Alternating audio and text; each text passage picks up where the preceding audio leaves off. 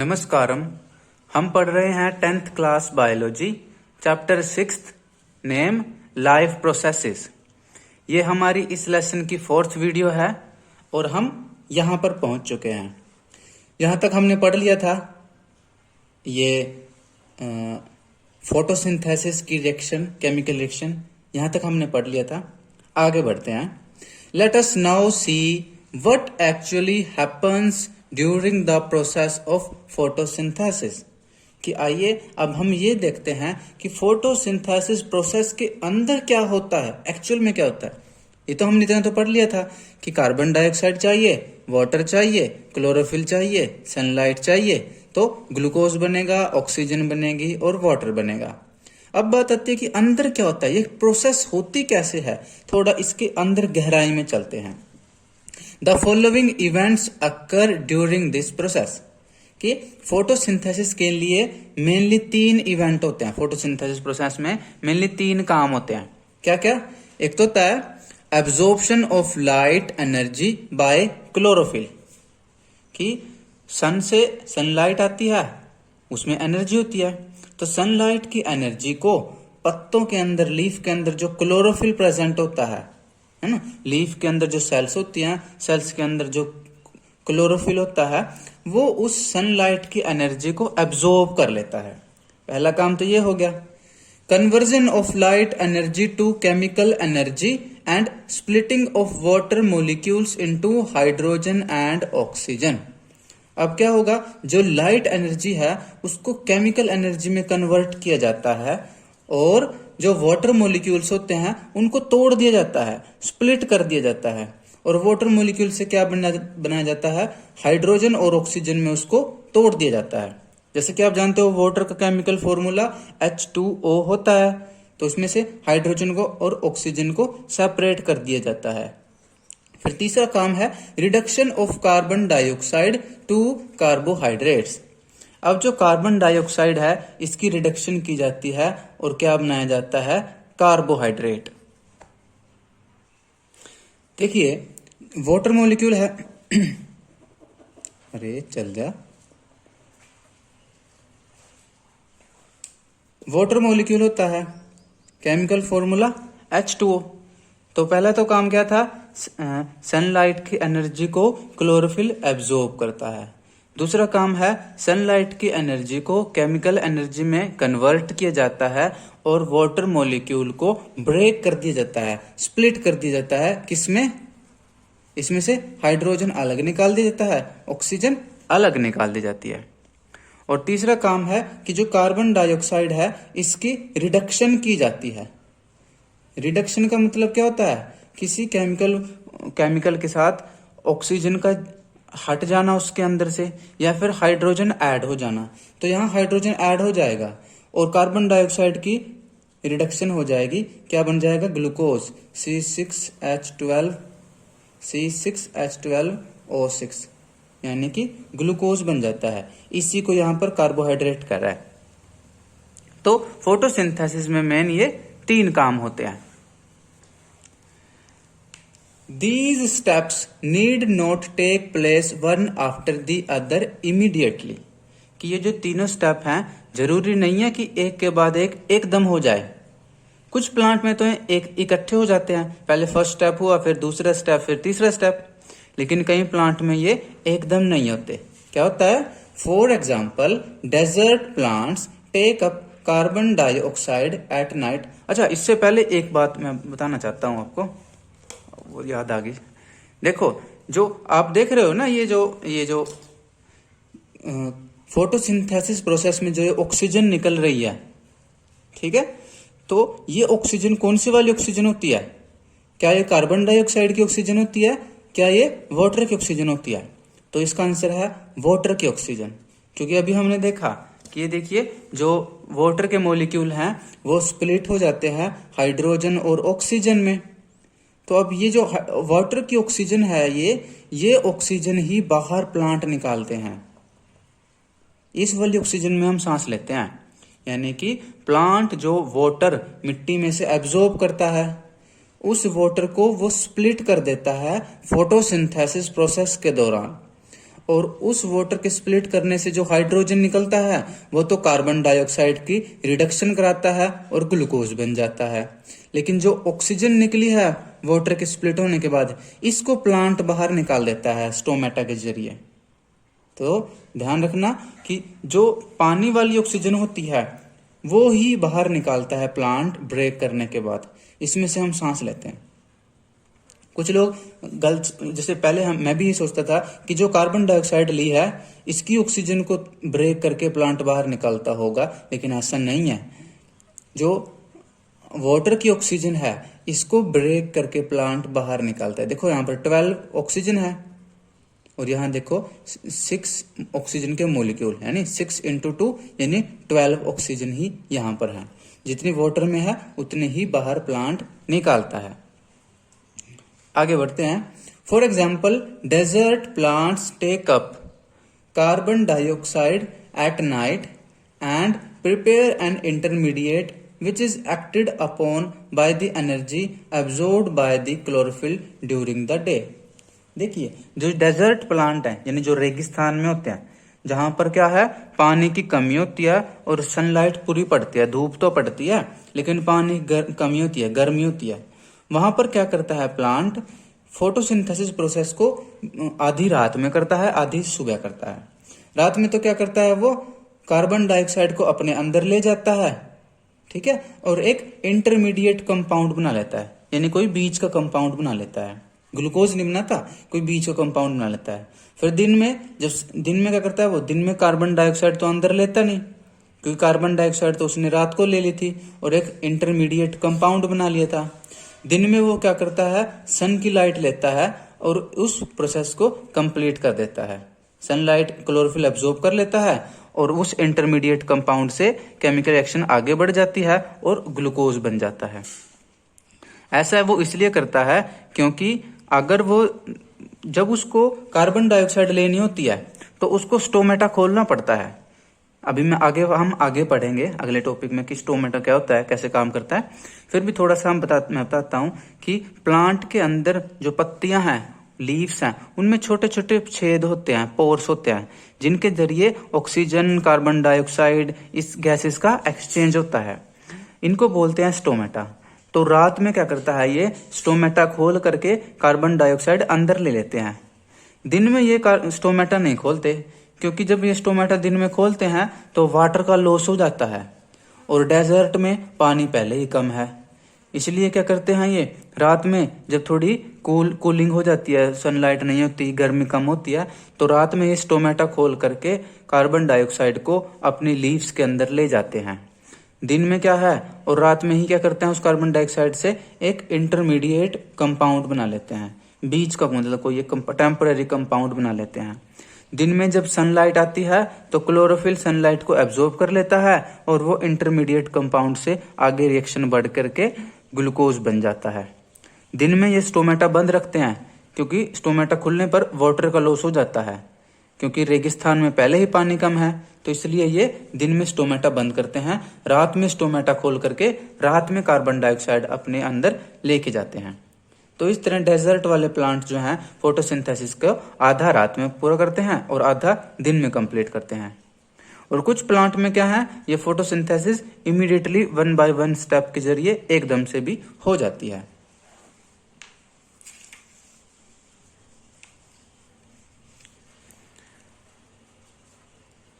Let us see how each of the components of the above reaction are necessary for photosynthesis। कि देखो हमने अब तक क्या पढ़ा कि फोटोसिंथेसिस में 4 कंपोनेंट चाहिए, carbon dioxide, water, chlorophyll, sunlight.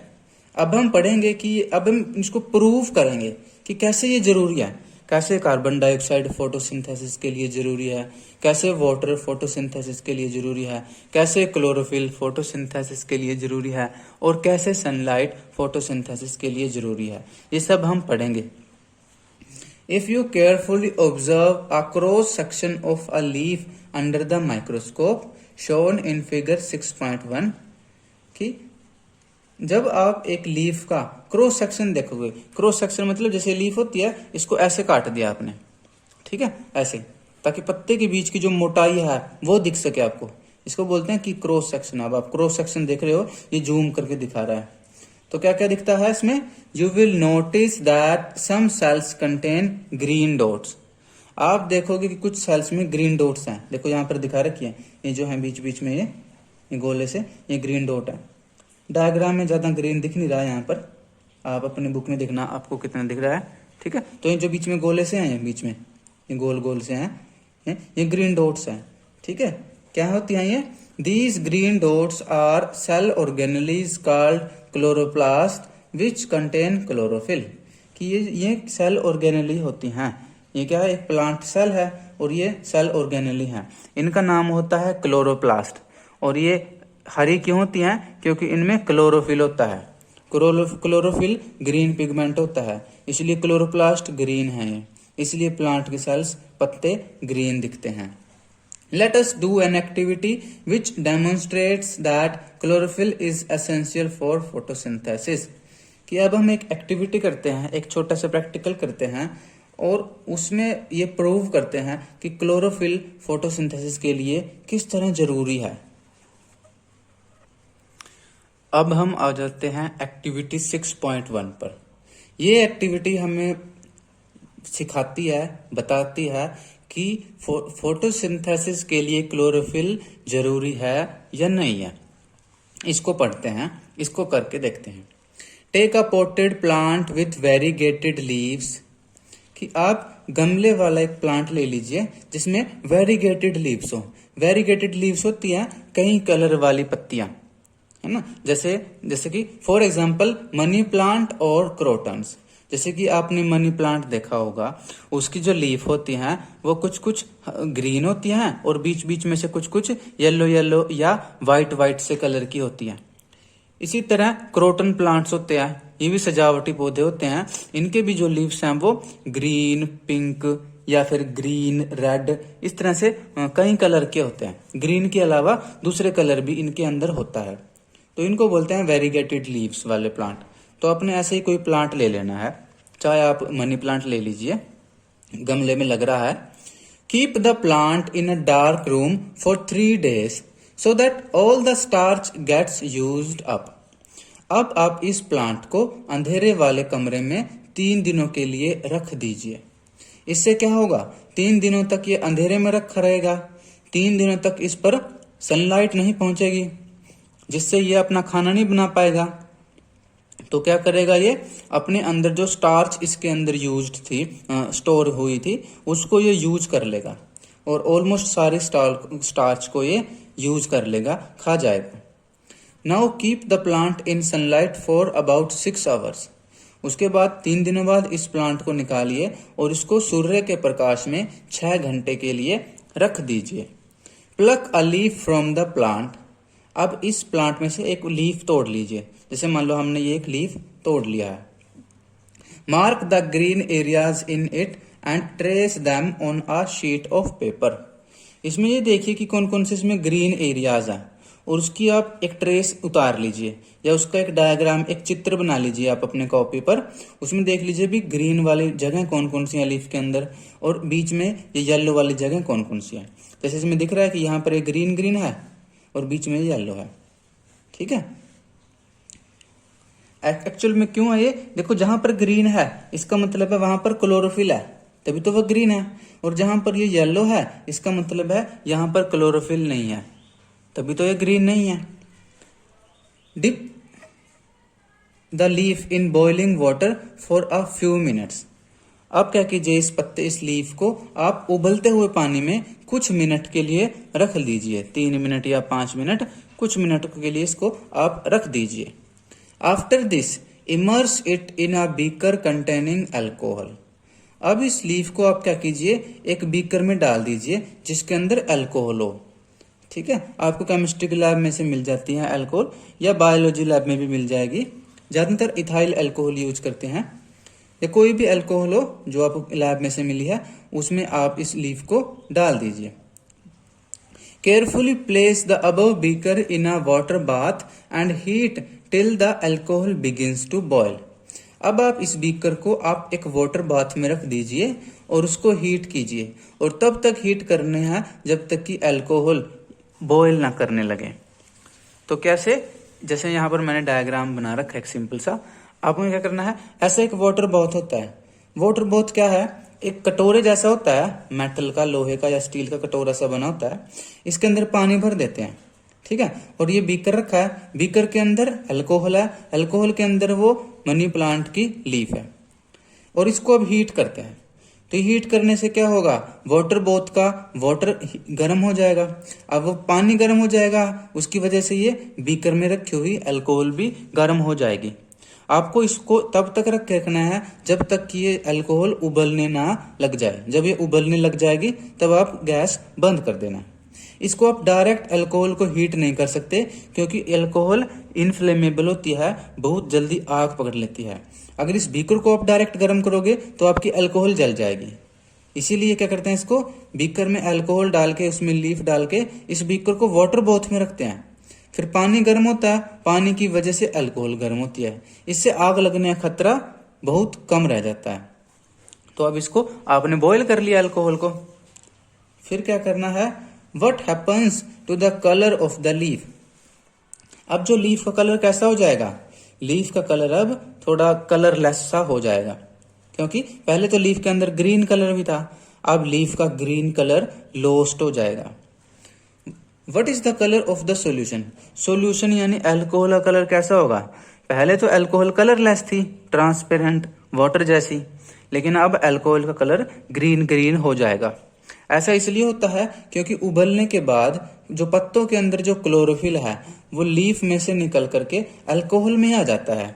इसलिए लीफ में से क्लोरोफिल निकल जाता है, इसलिए वो ग्रीन कलर उसमें से लूज हो जाता है। लेकिन अल्कोहल के अंदर क्लोरोफिल आ जाता है, इसलिए अल्कोहल ग्रीन कलर की हो जाती है। Now dip the leaf in a dilute solution of iodine for a few minutes. अब आपको इस लीफ को क्या करना है, आयोडीन सॉल्यूशन में कुछ मिनट के लिए भिगो देना है। Take out the leaf and rinse off the iodine solution. आप अब इस पत्ते को बाहर निकाल दीजिए और आयोडीन सॉल्यूशन को साफ कर लीजिए। Observe the colour of the leaf and compare this with the tracing of the leaf done in the beginning, figure 6.2। अब आप लीफ को निकाल लोगे तो इसके कलर की आप कंपैरिजन कीजिए जो आपने पहले अपने कॉपी में डायग्राम बना रखा है उसके साथ। तो क्या आप क्या देखोगे इसके अंदर, क्या देखोगे आप इसके अंदर, जो लीफ के अंदर देखो, यहाँ डायग्राम में दिखा रखा है, जो लीफ के अंदर पहले ग्रीन वाले एरियाज थे वो आयोडीन सॉल्यूशन डालने के बाद डीप ब्लू कलर के हो जाते हैं, लेकिन जो पहले येलो कलर के थे वो डीप ब्लू कलर के नहीं होते हैं। ये आप ऑब्जर्वेशन देखते हो, आप अपनी कॉपी से मिलाकर देखोगे तो जो जो लीफ का हिस्सा ग्रीन था वो आयोडीन सॉल्यूशन डालने के बाद कैसा हो जाता है, डीप ब्लू कलर का हो जाता है। लेकिन जो पहले येलो कलर का था वो आयोडीन सॉल्यूशन के बाद भी जो है डीप ब्लू कलर नहीं देता, वो कलरलेस सा ही रहता है। What can you conclude about the presence of starch in various areas of the leaf? तो अब आप क्या रिजल्ट निकालते हो, क्या समझते हो कि लीफ के कौन से हिस्सों में स्टार्च प्रेजेंट है, कौन से में एब्सेंट है। तो इसको समझने से पहले हम इसके पीछे की केमिकल रिएक्शन समझते हैं। देखिए ये होता क्या है, जो स्टार्च है जब वो आयोडीन सॉल्यूशन से रिएक्ट करता है तो वो डीप ब्लू कलर देता है। क्यों? क्योंकि स्टार्च आयोडीन सॉल्यूशन के साथ एक केमिकल रिएक्शन करता है और उसमें एक डीप ब्लू कलर का केमिकल कंपाउंड बनाता है। तो अब क्या हुआ, जो ये लीफ थी, लीफ के अंदर जहां जहां पर ग्रीन पार्ट था, इसका मतलब वहीं वहीं पर क्लोरोफिल था। इसका मतलब जहां जहां पर क्लोरोफिल था वहां वहां पर फोटोसिंथेसिस हुई और वहां वहां पर स्टार्च बन गया। ठीक है, इसलिए वही वही एरिया जो है आयोडीन सॉल्यूशन के साथ ब्लू कलर देता है। लेकिन जो येलो कलर वाला एरिया था लीफ का, क्योंकि वहां पर क्लोरोफिल नहीं था इसलिए वो येलो कलर का था। अब वहां पर क्लोरोफिल नहीं था तो इसलिए उसमें फोटोसिंथेसिस नहीं हुई, अब उसमें इसलिए स्टार्च नहीं बना। अब स्टार्च नहीं बना तो इसलिए वो आयोडीन सॉल्यूशन के साथ रिएक्ट करके डीप ब्लू कलर नहीं देता है। तो आप इस एक्टिविटी से आप क्या कंक्लूजन निकाल रहे हो कि जो ग्रीन कलर था वहीं पर क्लोरोफिल था और वहीं पर फोटोसिंथेसिस हुई है, ठीक है, इसलिए वहीं पर स्टार्च बना है। इसलिए आयोडीन सॉल्यूशन ने उसी ग्रीन वाली जगह को डीप ब्लू कलर का रंग दिया।